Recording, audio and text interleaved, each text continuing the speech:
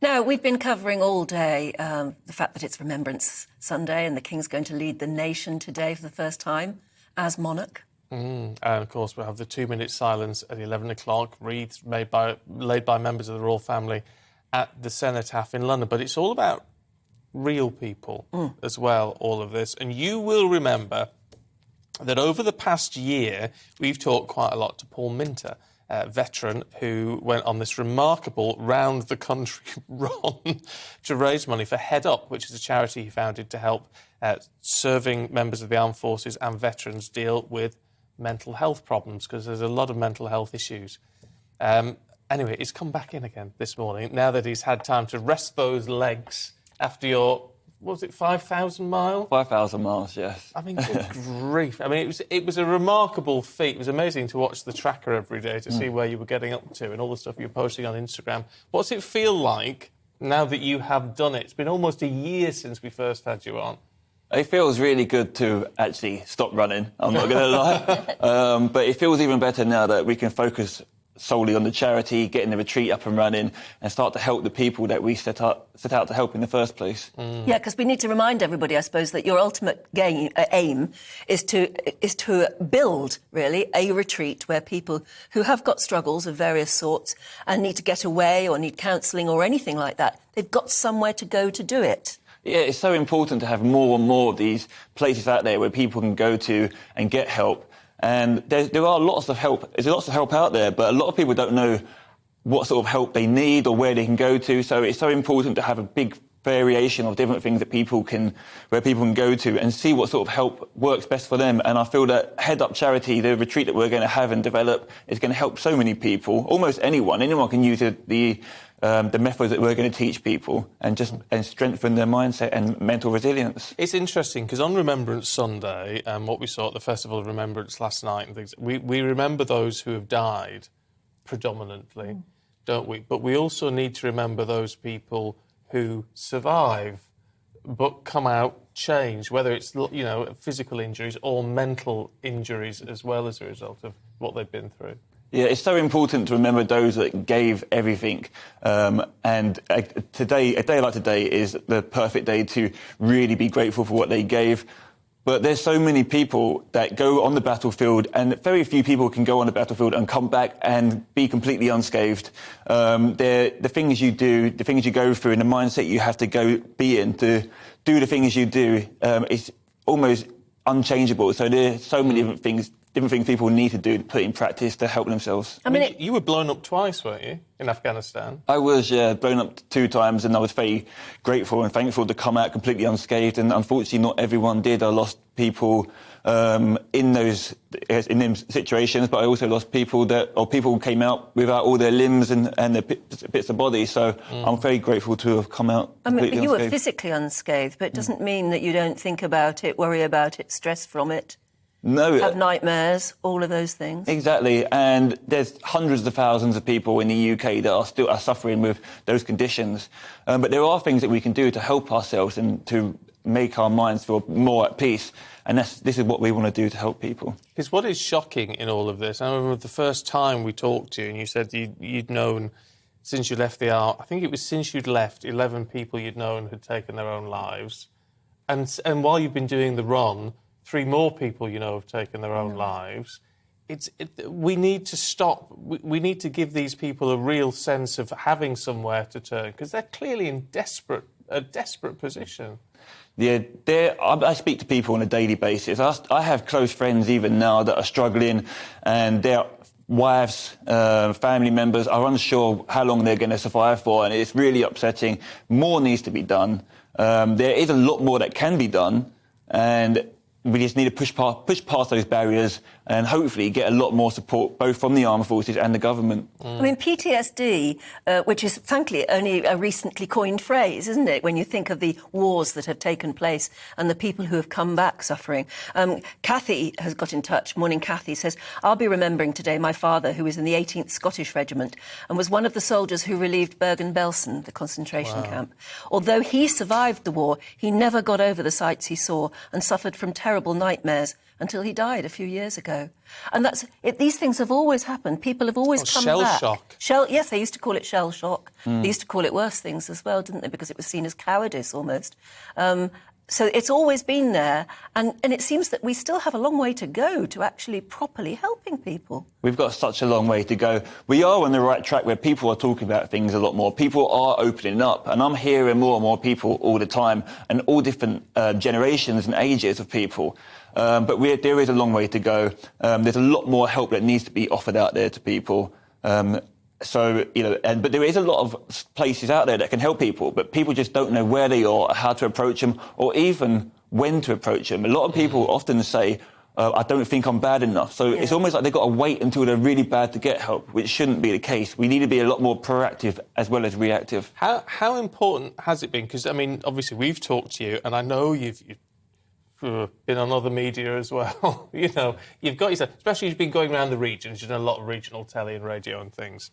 And you've won some awards as well since for the work that you've done, which is great. But how important is it that now, I mean, the Head Up as a charity is now building ahead of steam, isn't it? It's building a name. How much of a difference have you noticed in people being able to reach out to Head Up just to find out what's going on because you've had some publicity about it? Because that's what people can then latch on to. Yeah, I think it really helps for someone who's in the position and the power of co-founding a charity and actually seeing them being proactive and out there and talking about their experiences, talking about what they're going to do, how they can offer help to people, rather than them just seeing, something in a newspaper or an article online. They're actually hearing it from the mouths of the co-founders or founders of the charity themselves. And I think that really does help, and people seem to be attracted to that and want to be part of it. Well, you've done the run. Is the money coming in? Is it still coming in, or have you done all of that too? Well, we've raised quite a lot of money. We've still got a long way to go. To chase it up. Yes, we need to start chasing more people. We need more and more people to be involved. We've still got a long way to go. We're in a 2-year fundraising period. We're just over 1 year now. We've got another year to go, another 11 months to go. So we're still after more people to donate, be involved, maybe even fundraise for our charity as well, which really helps to spread the word. So if anyone does want to help out, please go to our website, which is head-up.org.uk, or Head Up Charity in Google, and you should find us on all social media sites. And then what happens next? What are your ultimate plans? Will you plan to take over an already existing building, or will you build something entirely new that's specially made for the purpose? Yes, we're hoping to build our own building, develop our own building where people can come to, and it will be specifically made to help people in multiple different methods of teachings, and also be a 7-day residual stay where they can get away from life and really concentrate on what we're going to be teaching them. You see, it's interesting, the teaching side of it all, because often you think of getting help and you think, I'm going to go somewhere and I'm going to come back and I'll be better.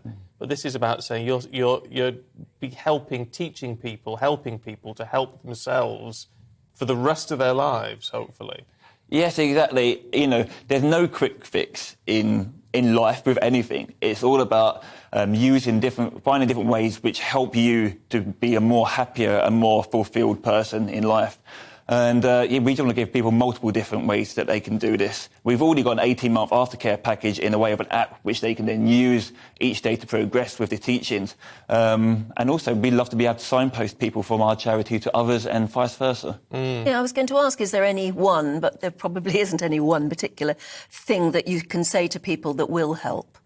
I mean, I suppose, you know, you are not alone, you've got friends is a start, isn't it? What I would say is for the armed forces people, personally, there's over 1,800 specific armed forces charities. Lots of them are local. 1,800? 1,800. There's so many of them.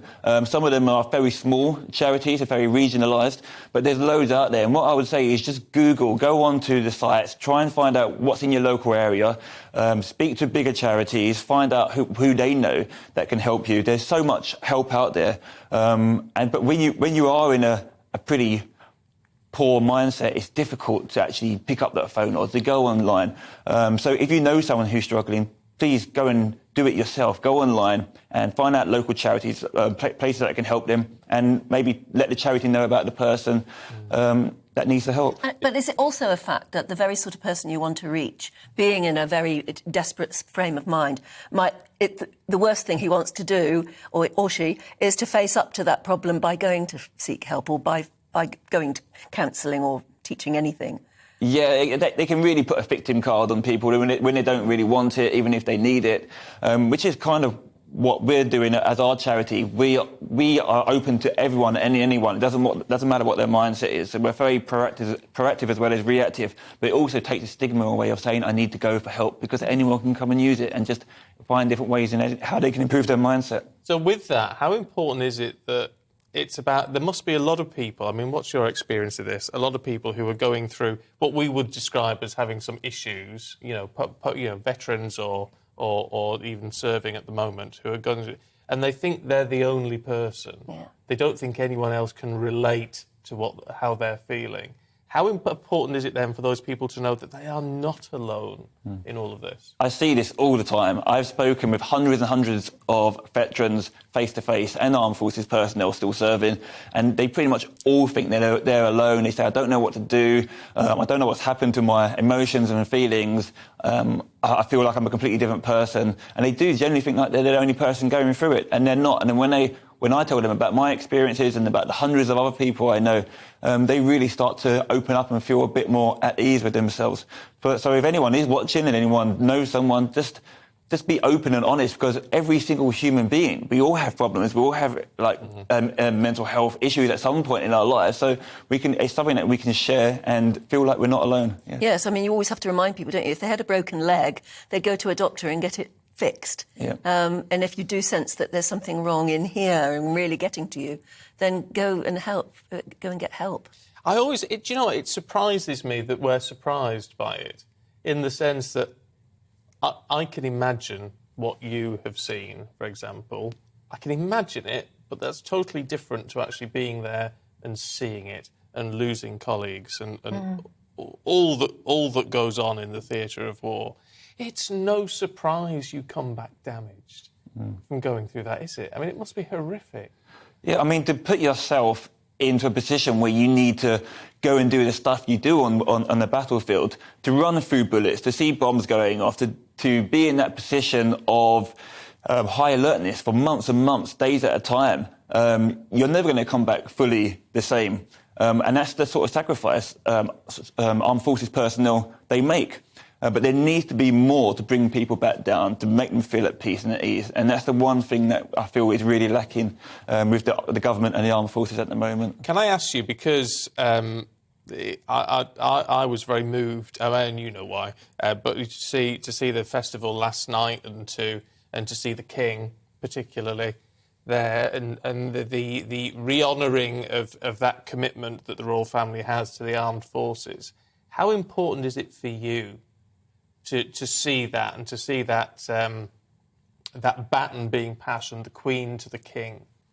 I'm not surprised. The royal family have always been huge advocates and very much involved with the armed forces.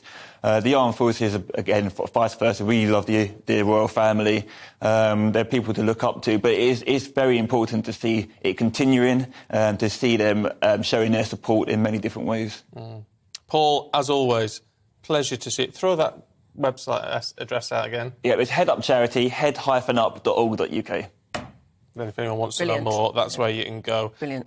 Really good to see you. Thank you. You've got another year of fundraising to do. Don't let them talk you into doing another, maybe going around the country a different direction. In a car. Yes, in a car. Or a caravan. It'd be much more but I'll tell you what, we will stay in touch with you and keep us up to date with that, and we'll talk more in the next 11 months to see how you're getting on. Keep that momentum going.